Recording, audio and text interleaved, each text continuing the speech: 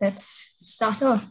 Hello, everyone. Thank you for joining us today for our event, The Hailo Story, which is in partnership with Connected. Let me share my... Apologies, small technical difficulty, as you know, with most Zoom events. Just sharing a presentation that we have.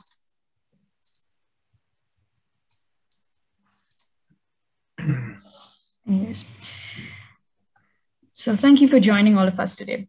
So as most of you know, Silicon Roundabout community is the largest tech community in Europe with over 14K members and counting. We regularly host meetup events with our various channel partners if you haven't attended our previous events. And if you'd like to attend our other events, you can check out our meetup page or our Silicon Roundabout online hub, which will be shared in the chat below. To start off, I'd like to introduce the guests for this evening, Sam from Connected, Gary Jackson, the co-founder of Hailo, and myself, Rita, the community venture manager of Silicon Roundabout. And the event agenda for today, as you would have known if you've attended previous events or for just a sample, we would have our general talk / chat with Gary and Sam, followed by a Q&A session and at the very end. But in case you have any questions throughout the event, please feel free to pop it down in the chat section or the Q&A section. And without further ado, I'd like to pass it on to Sam and Gary. Thanks, Rahitha. Thanks so much. Thank you again for hosting us. Just so everyone knows, I'm Sam Luckett. I'm one of the co-founders of Connected. Connected is the London-based technology platform which connects high-growth startups and entrepreneurs with a consortium of highly selected angel investors and non-exec directors. Joined by Gary Jackson this evening, who is a very good friend of our business and becoming a personal friend as well, along with the other guys at Hailo.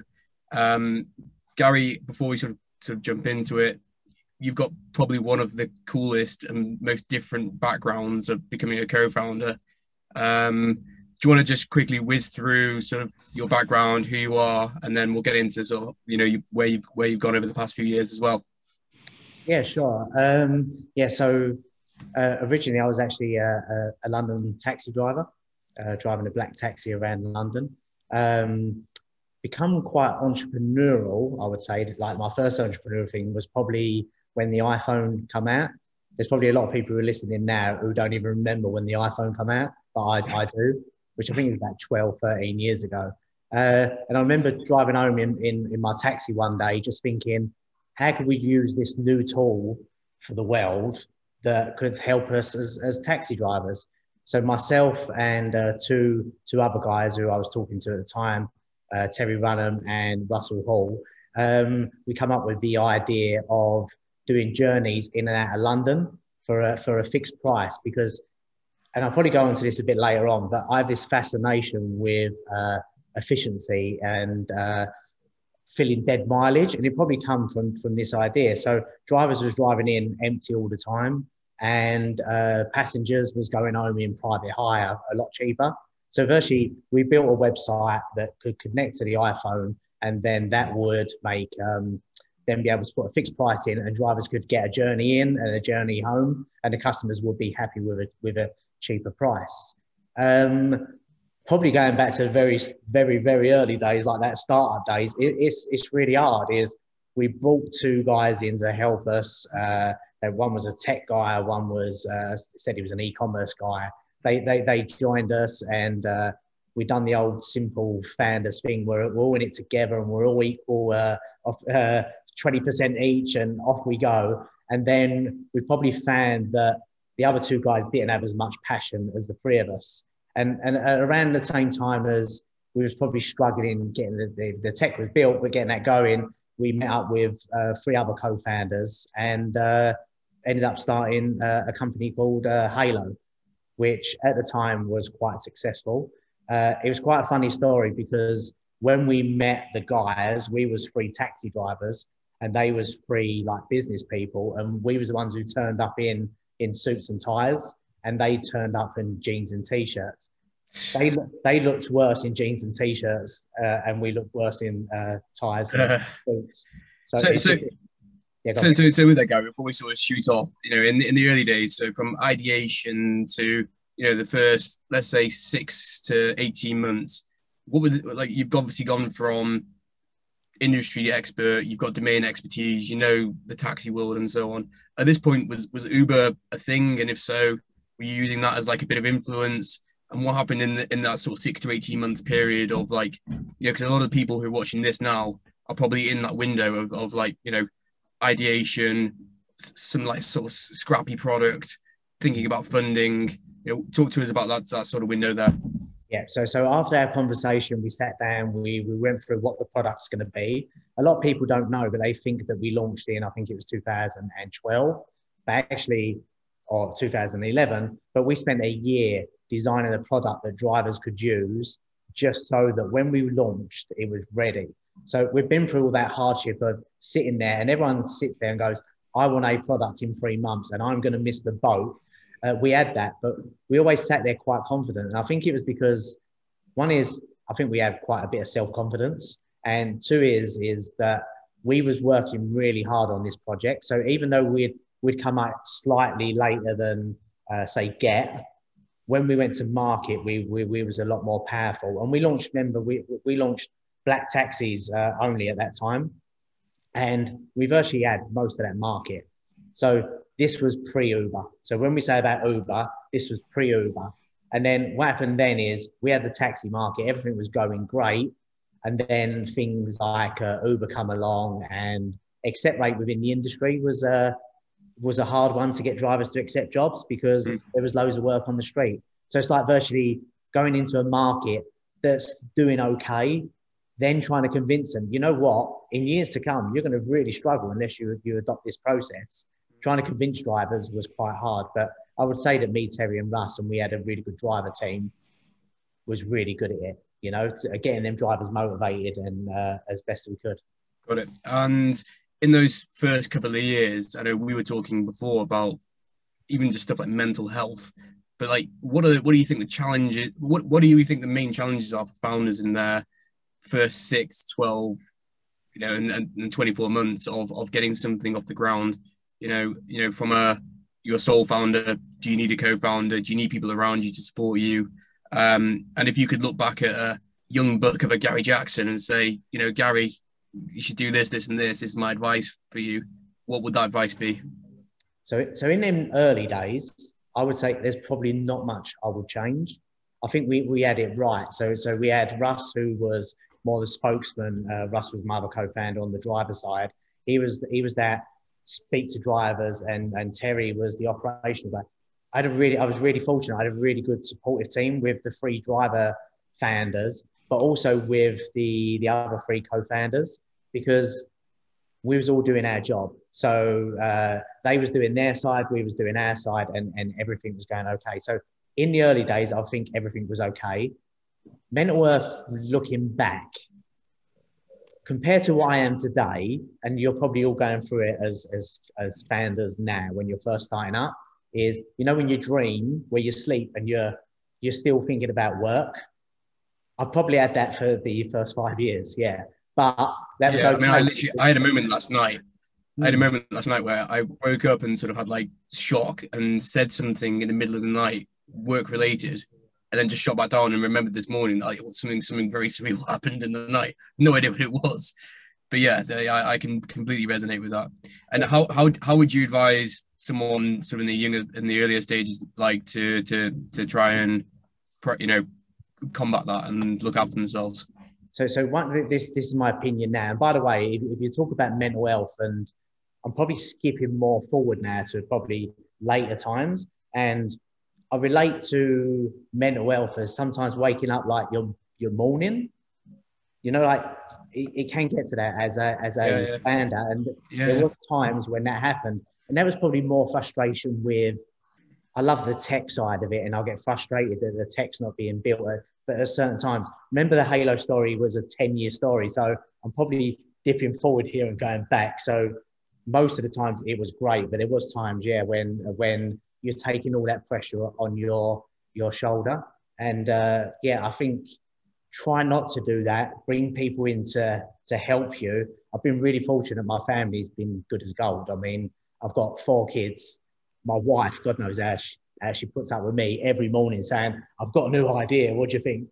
And going through all that stage. So I think with regards to mental health, I think get as much support around you, but not works. I think the work process of a founder when we started that many years ago was a lot more hectic.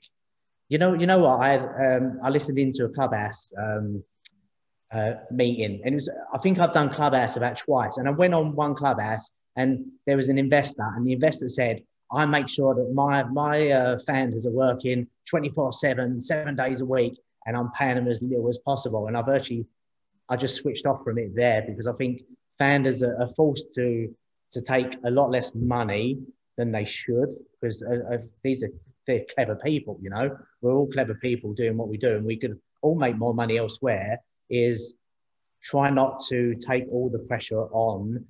You know what probably would help? Having something else on the sideline. Like after this, the reason I've done this at 4 o'clock, not 5 o'clock, you know, Sam, is I go play football with my mates. Yeah. That hour can really help. And I think if you can get into having a hobby, even another startup at the same time, just to push focus away. Because I think if you're working on something all the time, it's like being in a cell, isn't it? Really. Yeah, it is. Yeah, I mean, my escape is cycling and just getting fresh air, and you know, very much looking forward to the new series of Love Island starting, and just getting myself stuck into that and moving away from startup life for even half an hour. But so one of the cool things about your story, Gary, is you've gone from, you know, it's not an overnight success, but you've gone from sort of fag packet idea to a company that's raising hundreds of millions of pounds from venture capital. You know, what's that like? Not only venture capital, but some of the most well-known, you know, Excel Partners and Co. and you know, those kind of guys. That must feel so surreal. Like, it's, you know, you've gone from literally sort of black cab driver to running this company probably worth north of $1 billion. Talk to us about that sort of process, and you know, did you manage to keep your ego in check? And yeah, you know what, I'm quite laid back. Yeah, I'm laid back to everyone else in my family. My family call me a dinosaur because they always think I'm growling and stuff like that, and I don't believe I am. But I'm really, really laid back in probably life, in business life. The money never ever concerned me. I never ever thought about the money. I always had the end goal of, and I think this is something that's worth talking about as well, is what is the end goal as a founder? And I think my end goal was, I want to come out of it to be a millionaire so that I retire and never do anything again, and I've got a house, etc. That's definitely changed in life.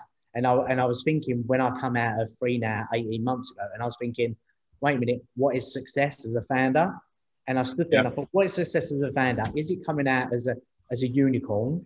Which technically I did create help create a unicorn. Yeah, we never ever got any real money out of it, which is maybe we could talk about that a bit later.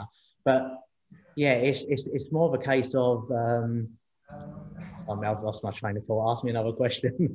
No worries. I mean, another question which is more sort of specific around the fundraising process is, and I ask this to everyone, is if you were to give 1, 2, 3, 4 steps to very early stage companies now who are considering the fundraising process, any tips and tricks, anything that you could possibly avoid, anything that you might flag, or, you know, things to nail, you know, maybe there's 1 or 2 things you absolutely need to nail.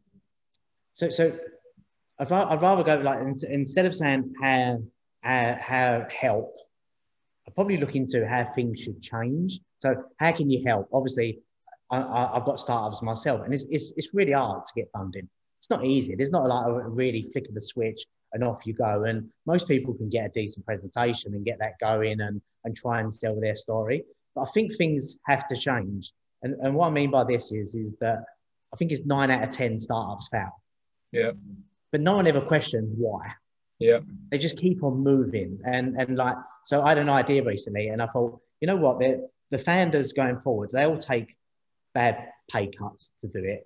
They're all really struggling to get by. And what about a thing where the government say, for every employee you bring in, you get a percentage of their tax to pay off your tax so it could support you? I don't think we have enough innovation in the startup world thinking along that lines. So it's like, when are you going to start earning? You earn at the end and you get that end goal, but there should be more support going forward. And it's been really hard for a lot of the startups, especially in the non-funding round with COVID, because no one got any money.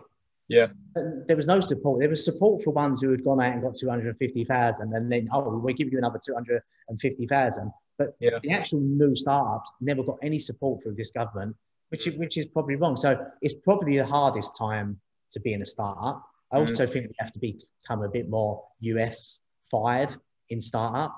To be honest, let's face it, most of the people you speak to who are probably going to help you funding, they don't live in the world that you're just about to build anyway. I had a really interesting story, right? So, and I won't tell you what the project is, but a guy said the other day, he was speaking about funding, about the house market. And the guy said to him, he said, there's a problem within the house market. People need to buy houses. And he said, what problem? I've got 12. Now, that relates to everything you do. So every startup that you come up with, you're talking to people who generally, unless they're told that someone else is doing it, they ain't got a clue about that market. And you're the expert, yet they're the ones who are giving you money. So maybe we have to look along the lines of the American way, where America is light years ahead in terms of entrepreneurship and risk taking and investing in small companies.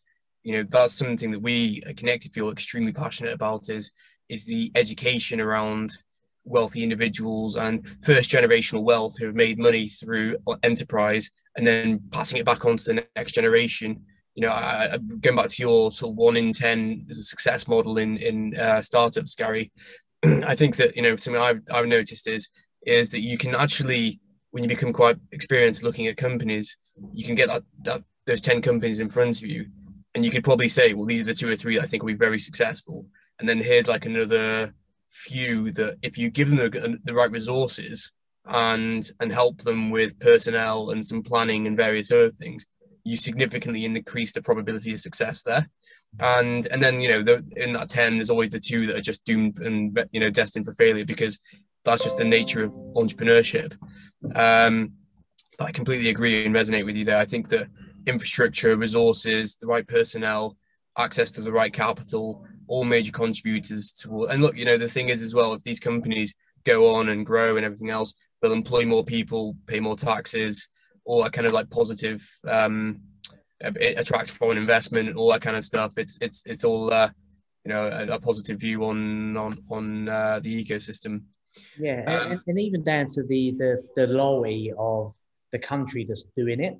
Like, I'm going to probably be a bit controversial here, but when we was at Hailo and we was looking for funding, the government was forcing Uber into our market, which was an American company, ahead of a company that's paying UK taxes from UK people, and it probably just ain't our industry. It's probably lots of industry. It was quite funny. Yeah. I got in touch with speaking to Russ and Terry the other day, and we went out to New York and we done the New York, London, like business exchange. And David Cameron was there, and funny enough, Prince Harry was there. And we're talking to David Cameron. He had no interest, but he had no interest because he was selling Uber, the Americans, to come over to London. Now, if we had been the other way around, we might have got a bit more success if we would have gone to New York, because they would have wanted us there. Yeah. So I think we have to be a bit loyal within our system. And I don't think that just goes down to England, London. Then you go Europe. And I'm quite passionate about wherever you are, the more local you are to that I just want success for them all. Yeah. And I don't know, the system just doesn't work at the moment because, like I said, 9 out of 10, it doesn't work, does it? Yeah. Rita, do you have some more questions?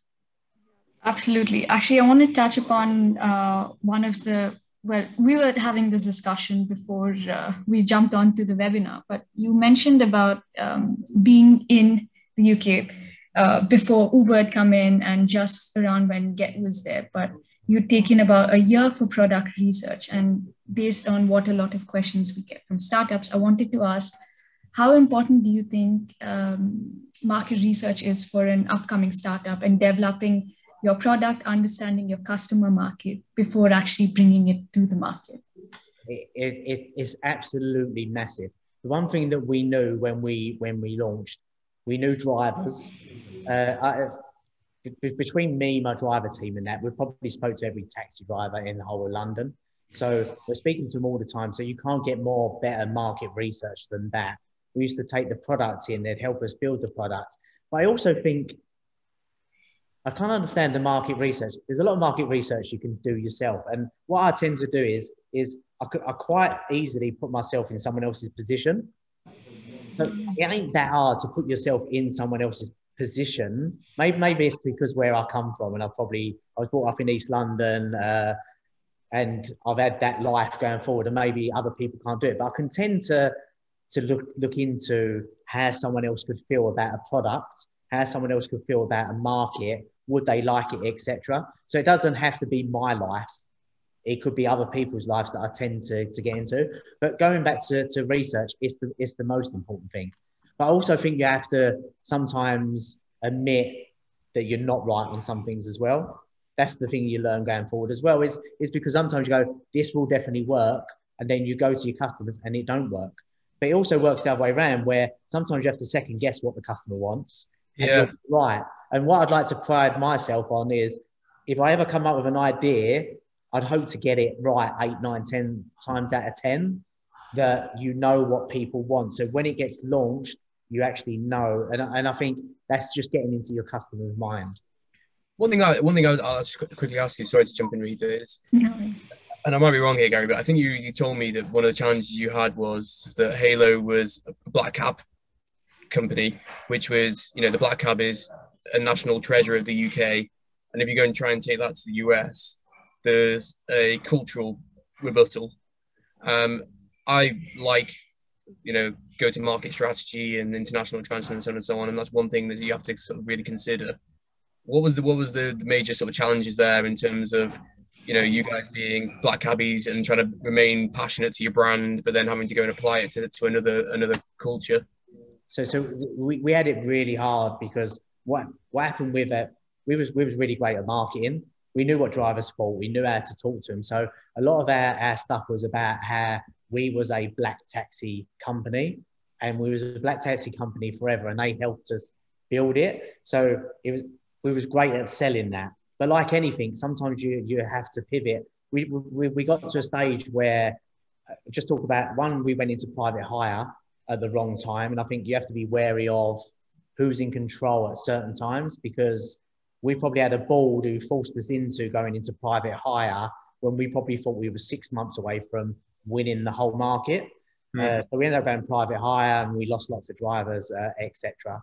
And maybe the marketing weren't great on how we explained it. And then that goes into, obviously, expansion. And I think sometimes with funding, and this goes further as you get along startup, is you have to make a decision to keep going to get funding. And sometimes you say, we want funding to expand, when really, truthfully, you want it for what you're doing. And I think we probably did a bit of that. So we probably tried to expand, but a little bit too quickly, and probably a bit too further away from home. Our first launch outside of London and the UK was Ireland, and Ireland was the biggest successful market. It worked really well. So, but then going into, say, America, then that's a different ball game. But to be honest, I think the management at that time thought that they could replicate what we did here. And what we did here was probably based around the team that we had here, not in these other cities. Not that they weren't great, they was doing everything they could, but it's quite hard to expand so quickly. Got it. I think just to jump in and almost follow up with that question, Gary, we have quite a few scale-ups in the community itself who want to expand. And one question that we get quite often is, what are the, I would say, tips or tricks or warning signs that you would like to offer other startups in a similar position who are looking to scale up into, let's say, the States or mainland Europe? Anything that you can recommend to these startups who are in a similar position as yourself? So one is, I think it's all down to what you have at that time. So what do you have operationally? What are your costs? And have you got a system that works in this country first? I think a lot of people think, oh, we'll just expand and that will solve all our problems. Obviously, market research cultures are different. There's different systems. Research, I think, would be the most important thing. What we tended to do was go, oh, okay, we'll go to the East Coast and we'll make our way down. And then we started probably with New York, which New York at that time was so over-regulated. And there we was going in as like the taxi savior, but they weren't ready for it. Now they'd kill for us. Do you get what I mean? To be in a position to have had Hailo taking on Uber, then they would have seen it. But it's very hard to tell people in hindsight what you're doing is going to help someone, because of course you would say that. So you imagine every product that you have to sell, you're virtually saying to someone, I'm going to eventually make money out of you, and I want you to do what I say, and I'm going to tell you that in the future this is going to happen. And your first response, and now I'm going into the customer, I'm going to go, of course you would say that. So it's hard, isn't it? So I suppose it's getting your system right. Operationally is getting everything right. Tech, getting everything right as well. We went through a stage where we tried to update our system. We built a thing called Hailo 2.0, and that was meant to make us expand quicker. But it took so long that we never used it, because by that time we was out there looking for more money, etc., to build on top of that. And we had probably the best tech team in the world. We had the best culture in the world at Hailo. The culture at Hailo, there's not one person who leaves Hailo, goes somewhere else, and doesn't mention, I wish I was back at Hailo. Because the culture was absolutely wonderful. Oh, by the way, that tell us a bit more about the culture then. It's quite funny, because I've been quite fortunate. I've got to say I've been quite fortunate, because you know what I was probably like? I'm probably like like that midfielder who go do what you want. So I'd probably be playing table tennis most of my time when I was at Hailo, or between the driver office or between the tech team. I'd wander around. You probably got more done in the culture of playing table tennis with someone than anything else. And if there's any Hailo people on here, I did used to say that if I wanted them to be a bit more efficient, I'd let them win, because that's the way I worked. But culture is we had the right people. You know what? I'm doing a thing called Startup to Stand Up now. We had a discussion around culture, and if you get one person who's bad, it can really spread. And I don't believe we had anyone. We was a really good culture, and we employed. But you know what? We had a bit of money. So when we employed people from Google, from Facebook. We had the best employees. So and even down to like the working and the work effort. You had Slack at that time. I can't remember what it was. It was something else, not called Slack. I can't remember what it was called years ago. But you know what? Was it? Chalkboard. Was it? It might have been chalkboard. But you knew that when you weren't working on Saturday night, they was. So we had a culture we probably had a culture similar to what we have now, where if developers wanted to walk in a bit late, no one sat there and moaned. As we got more corporate, then that sort of comes in. But the first early days was no one was not busy enough to have something to do and working hard, and everyone trusted everyone to work hard, which is hard to build. Hopefully that come from ourselves. So as founders, I don't think you could get more approachable founders than probably at that time than the six of us. We was always around. You could never not come talk to us. To be honest, I used to get, I don't know how things work, but there was no one I didn't talk to in our company. Yeah, it's very important. I think that's what they say. To build your culture of a company, it starts from top up to bottom. So I mean, credit to you guys as founders who've done that. But as a lead on, I wanted to ask about the co-founders, which is again another question that we often get. How do you pick your co-founders? How did you meet? I know that your journey was, all of you had a similar background as taxi drivers, but how did you realize that these are the guys you want to start a business with? And in the early days, how do you identify these co-founders And if it doesn't work out, how would you have walked away from that conversation and said, okay, maybe we need to reevaluate this partnership? I think it's where you sit, and there's operational people, there's creative people, there's strategy people, there's all these sort of different people. So I suppose it's from what view you're coming from. Myself, I'm a creative person, an idea person. I probably would say I'm a strategy person, an operational person, because I love learning. So I've learned all the way through. So I could do it, not Excel sheets, but I can know how to go, how can I solve a problem? And I think problem solving is massive within a company. Nothing worse than sitting in an office, in a meeting for an hour and no one can't come up with a solution. To me, that's just unheard of. I don't believe there's any office meeting who need a problem solved that I couldn't help solve in any office. But going back to part-time job at our place anytime. Yes, I'll come next door in a minute. So regarding the co-founders, Terry and Russ, who I was working with, like I said earlier on, is Terry was an operational guy who could help me do stuff that I probably couldn't do at that time. Do you get what I mean? So he helped me. Then there was Russ, who was the face and very articulate, and the drivers loved him. Really clever guy. And he then merged into me. So when you look at it, the three of us, or as a team, merged in together. But what you need is we all worked as hard as each other. There weren't a time when we weren't speaking. So that's really good.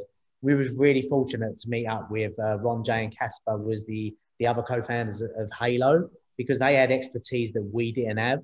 And also, like I said, we never had not nice people in our whole company. These were generally nice people. Within 2 seconds of meeting these guys in a cafe, going, how are we going to build this forward?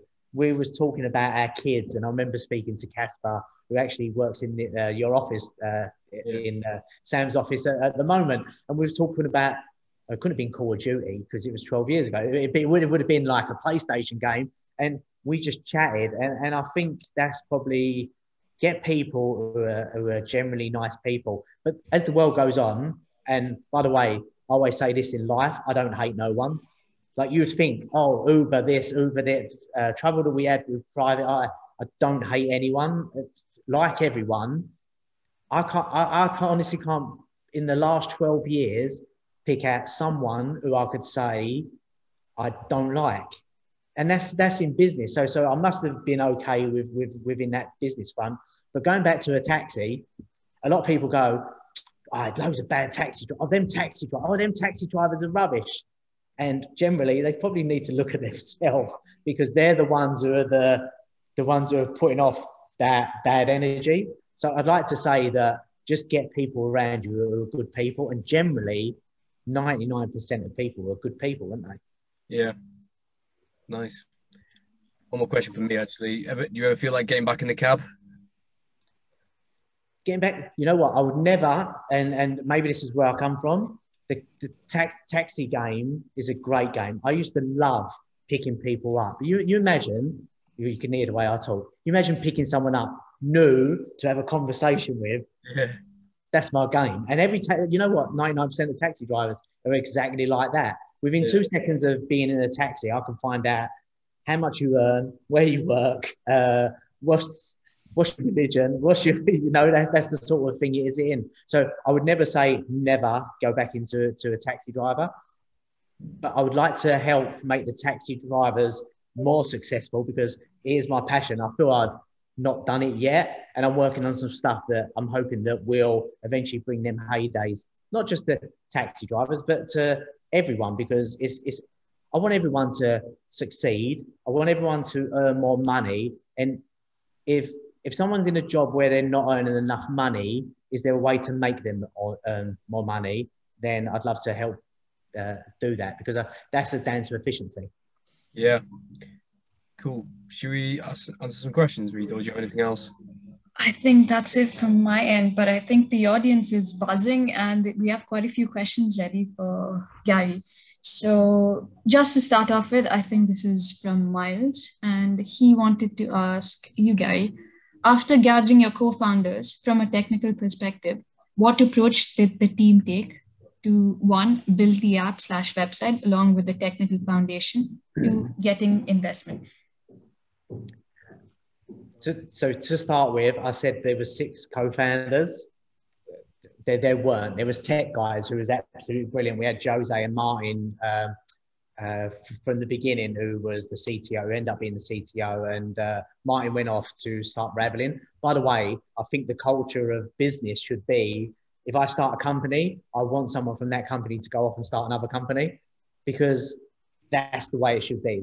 That's my dream, is to start a company where everyone goes off and becomes something. A bit like playing football and teaching people. You want your kids to do well. They might not play for your side, but you want them to go play for someone else. So on the technical front, we was really fortunate. We had them 2 from the beginning, and we built tech really strongly. So it was all in their hands. I think it's get a tech team in who know what they're doing. And I think that helps better than anything else. Absolutely. And I think the second part of the question was getting investments. What approach did you and the team in general take to go and pitch Hailo? So in Hailo, again, this goes back to, we was quite fortunate that we was probably on the crest of a wave. One is that we had lots of people around us who was doing the same sort of thing. It was like a buzz market at that time. And we was fortunate. We tended to get funding from, it was quite nice, because I think our first funders was investors in Spotify. So it's like, that was the first, I think that was 1.2 million. By the way, I'm not a numbers person, but I think it was 1.2 million from Wellington Partners. Investors really good, really helped us. In the way we helped, we normally left the guys to get onto it, Ron, Jay and Casper. But in the initial stages, these people want to know, can you go get drivers? And it's giving that passion and letting them know that you will go get drivers. But we never had any doubts that we would go do it. And Hailo definitely wouldn't have been a success if it would have been 3 other people, because they wouldn't have been able to do what we done. And then once you get on that, I think once you get on that first crest of a wave, then I should imagine it becomes a lot more easier. And then you start picking who you want. And then we had Atomico, which was invested in, Atomico was invested in Skype. And then we had Axel, which was Facebook. And then it just moved on. So we ended up getting about $120 million funding within the first couple of years. We had some tough breaks as well. There was it didn't really get highlighted. This goes back to the Uber story. But when we was out looking for funding, Uber was actually telling people not to fund us because they wouldn't let them invest in them at that time. And that's where really truthfully the UK government, or that shouldn't be allowed. Or actually, you could show it as a bit of respect that they actually cared about us. They see us as the biggest threat, I think, at that time. I think if Uber said not to invest in you guys, that means you've done something right in the startup world. Yeah, exactly. I like how blasé you are as well. It's just like, yeah, I want to go just there and a few others, Axel, 120 million for a couple of years. Like, But you know what? It's not just me. You know, like I said, I'm laid back. I don't believe any of us cared or thought about that money. Do you get what I mean? It weren't about that. We focused on our job at hand at that time. So we had bigger things to worry about than more money coming back. But we always thought we always had confidence that the guys would go out and get us more money anyway. Yep. Actually, just to follow up, this is not from the audience, but I just wanted to ask personally, how did you pick your investors after the first wave that you've mentioned? After that point on, did you have a set of investors that you had in mind that helped you with certain things, or what was your criteria to pick and choose? At this point, I'm sure investors were throwing money. So how did you pick and choose your investors? What was your criteria like?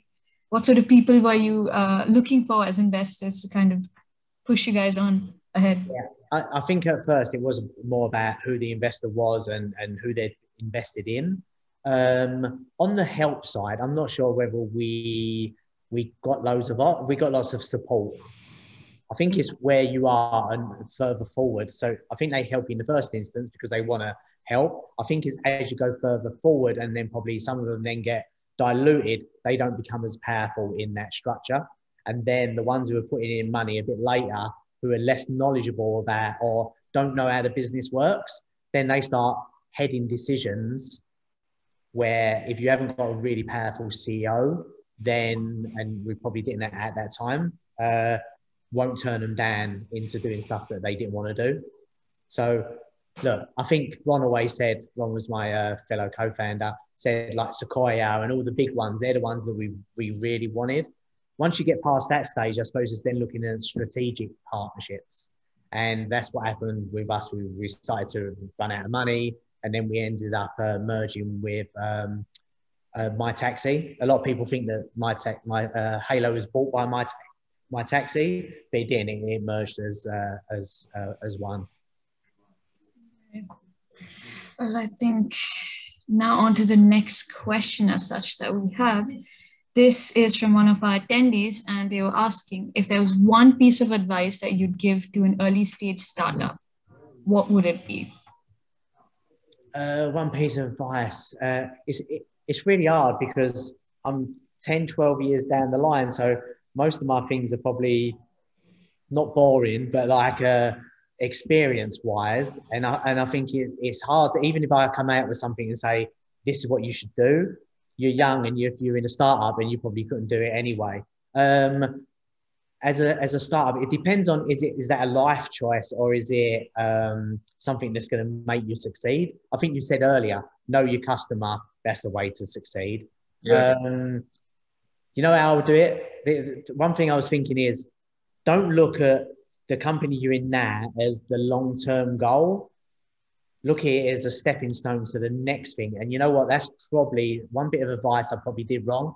I probably stayed too long. I stayed for probably 9.5 years because I felt like I had the shoulder of the company. Like I was trying to get my money out from my shares that I had and help the company succeed. And I probably should have given that up a long time ago. So the way I would do it now is make it a 3 to 5 year plan that you end up not being involved, or being involved in some capacity, but not running the company and then moving on to your next project. So I know it sounds really silly saying you're starting a startup, think about your next startup. But if you're not in that... I don't think necessarily think about the next startup, but for sure, like, think about that 3 to 5 year time horizon. And like, as you just described, then try and see it as a project. And, you know, look, if it goes on 3 or 5 years, not the end of the world. But like, you know, that's the kind of way to look at it, particularly if you either have an exit plan from someone acquiring you, or, you know, you're reaching a point where, you know, you take a step back and you get people who are more experienced to come in and fulfill a role.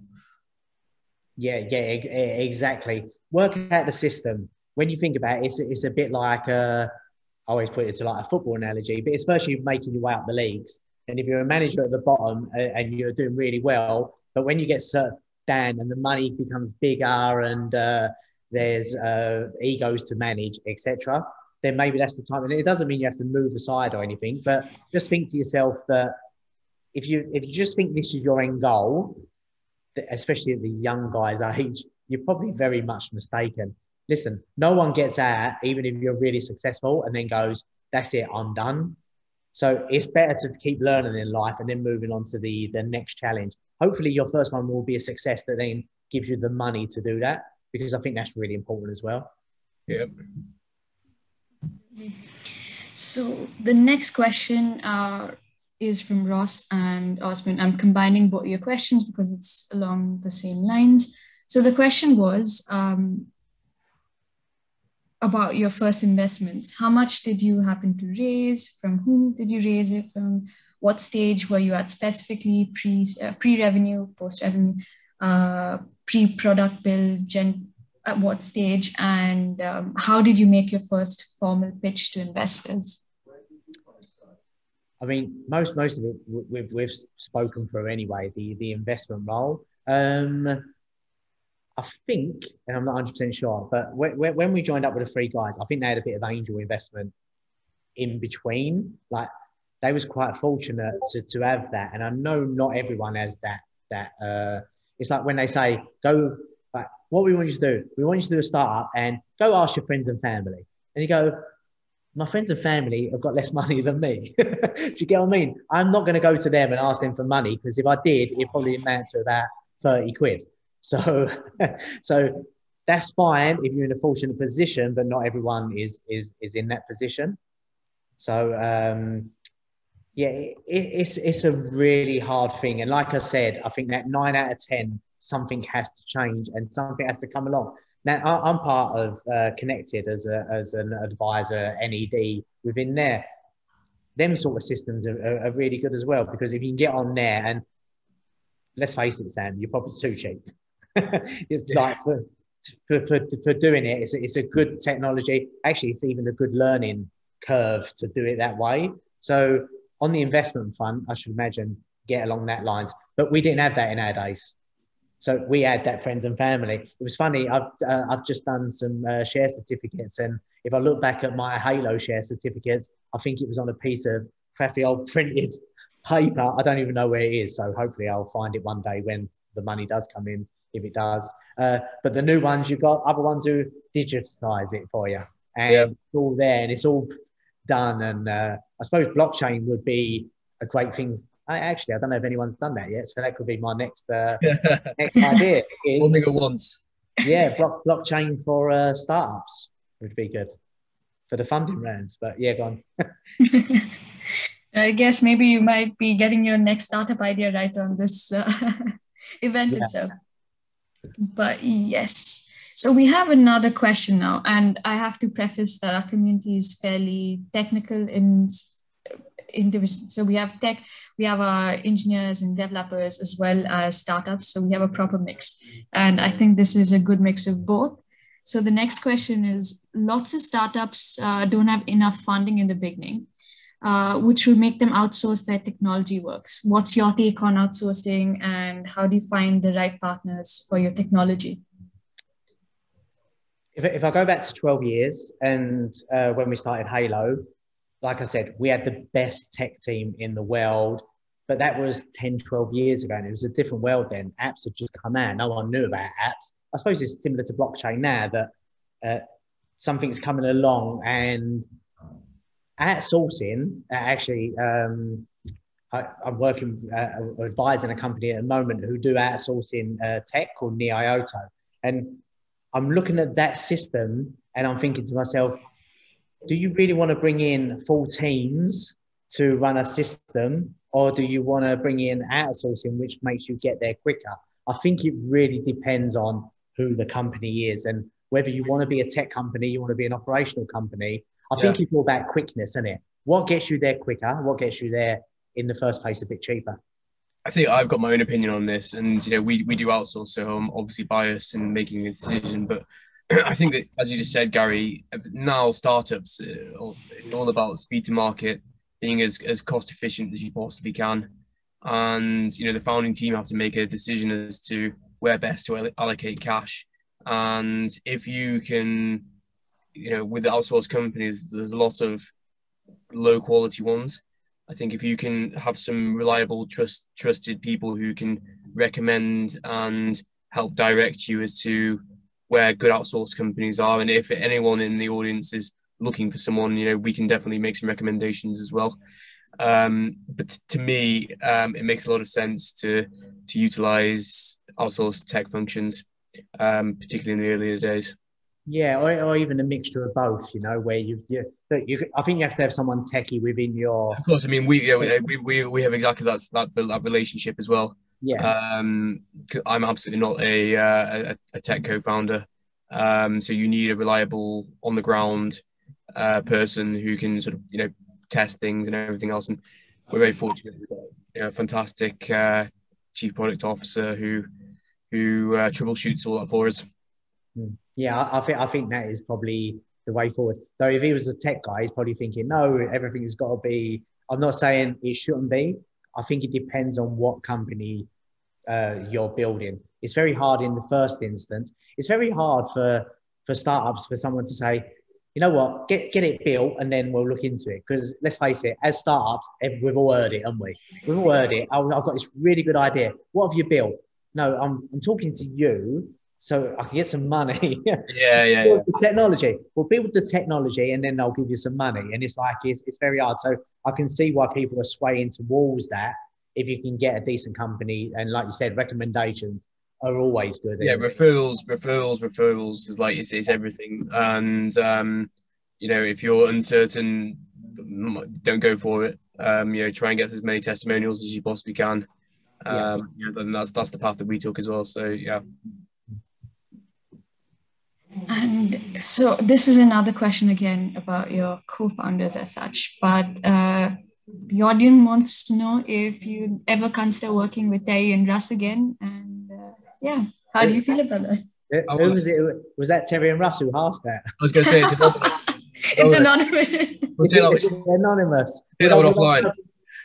I'm working. Sorry, go on. Just saying, take that one offline. Yeah, no, that's fine. One is I'm working with Terry at the moment on a separate project anyway. Russ, brilliant. A really brilliant guy. If you ever want a guest speaker, don't worry about me. Go get Russ. I'll just tell you a story. In the Hailo heyday, it was one of the best and scariest things I've ever done. We was in Olympia. You imagine a big Olympia, and Russ was doing a talk. And when he got to the end of the conversation, he actually ordered a Hailo taxi and said, okay, I'm ordering a Hailo taxi in front of everyone, and then it got picked up and he just walked off the stage. Cool. When we got out to the taxi outside, and it was genuine, there was loads of people waiting going, was that real? Do you get what I mean? So they're both really, really good guys. Like that. So of course I would. Amazing. Well, I'm glad that I'm sure not a lot of founders have such a great relationship with their ex-co-founders. So that's a very heartwarming story, I suppose, and an example for all the young startup founders in our community itself. Can I just say, so I was really fortunate having a really strong founding team. And just one of the things I'm doing at the moment is a thing called Startup to Stand Up. And it's about recreating what I had with Terry and Russ, where it's like a support team, and it's hopefully going to help founders go further forward. Because what I found was when I come out of Freenow 18 months ago, I virtually networked for a year. I went around, I spoke to VCs, I spoke to people, I spoke to lots of founders, and I found that a lot of founders are quite lonely. And I think you've always mentioned it before, Sam, about mindfulness and stuff like that. It's a very, very lonely business. If you haven't got a good co-founding team and you ain't got no one to speak to, where do you go? So I'd just like to mention that's something I'm quite passionate about as well, because I don't like seeing people hurting. And I thought to myself, doing Startup Stand-Up was bringing that to help everyone. Hopefully, one is it will change that 9 out of 10 as well. You know what? I set myself goals. I'm quite good at it. I'll set myself goals. I'll set myself I like being in the ecosystem. So I'll go, I'm going to come up with an idea where people are going to build stuff around it. And I've got some projects that would do that. I'm going to set myself a goal of turning that 9, 10 down to at least 5 out of 10. Do you get what I mean? And if anyone wants to come on that ride and can think of a way that we can get the European startup sector really going really well, bring all like-minded people together who want people to be successful, these companies, because it's the only thing that's going to get us out of this economy. And people don't realise, if we don't get the startups working, that's why it's quite disappointing that they never funded the real young startups at all. I'm quite disappointed in the government not doing that, because they should have put money into startups. And even if it was a fund that give, 10 or 20 grand can make a difference to a lot of these startups. Yeah. And anything that can help startups, I'd love to be involved in and help them. Very, very passionate. I like it a lot. Just on that note, so Gary's obviously talking about some of his new ventures. I think Steph's very kindly shared his contact details in the sidebar. So if anyone wants to contact Gary or myself or Rahith at the end, you should be able to contact us directly and have a chat. Yeah. By the way, LinkedIn's a great thing. So if any startup, just get on LinkedIn and network, because that's a place where what I can't stand is, these people when you go, I want to send an invite and it goes email only, and you think, get off LinkedIn. You know, you get what I mean? The way to do it is connected. Do it through connected. Any way that you can, you're totally right. Any way that you can connect with people, connect with everyone, learn from everyone, have conversations with lots and lots of people. I think we've missed that during the lockdown, because it's like you're speaking to people. I had this conversation, I know we ain't got that much more time. I had this conversation today about the workplace. Yeah. If you've got new people, you won't remember them from a Zoom call, but you always remember someone from having a cup of coffee with them. True. So just think about that when that comes to you. So if you're sitting indoors on your laptop all the time, and if you're looking for a job, if you're looking to network, it's not going to happen on Zoom, because as soon as that Zoom gets switched off, they're not going to remember who you are. But they will remember if you buy them a cup of coffee. So be the one who buys the coffee as well. Yeah. I spent a fortune on coffee. It's quite ridiculous. Well, we're almost at the end, but we have so many questions. So I just, to all the attendees in the audience, again, as Seth had been very kind to actually share all our LinkedIn contacts, please feel free to reach out to Gary, to Sam, or myself at SRV, and send us all the rest of the questions, and we'd be happy to answer. But before we leave, I think we have time for one more question. And I think this is what everyone would want to know from Chris, actually. You'd mentioned that, this is for Gary, you'd mentioned earlier that you didn't receive the financial results you expected from working at Hailo. Was the juice worth the squeeze? What is your biggest takeaway from this experience that you'd like to pass on to other founders in your position?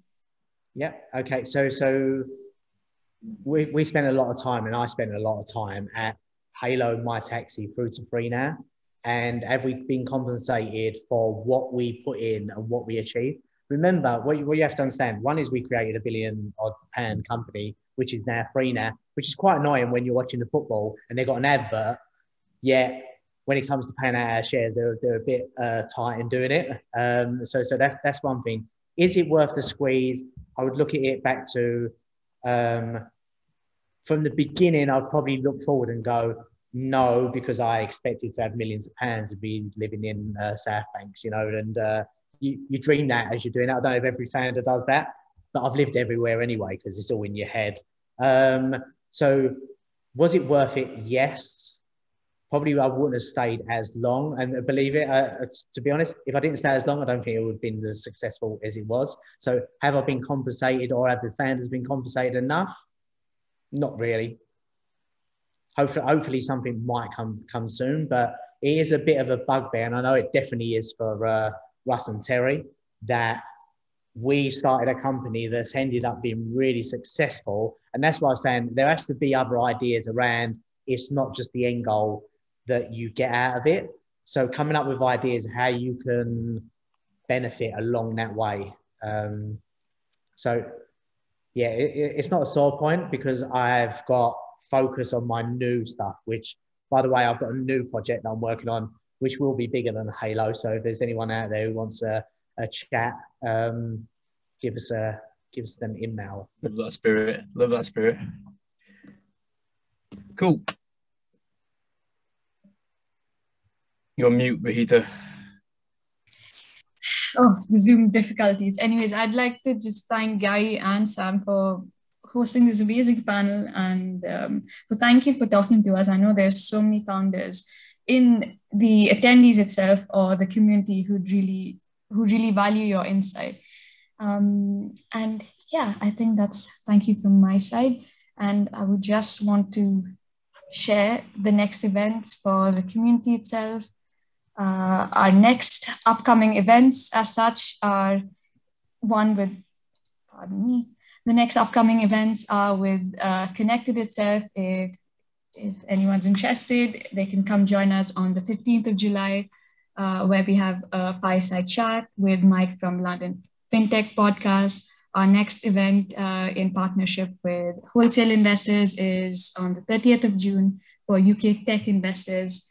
And for all the startups out there in the audience, if you want to know how to manage your cloud, you can join us on the 14th of July to see a live demo, as well as learn more about OVH Cloud and their startup program.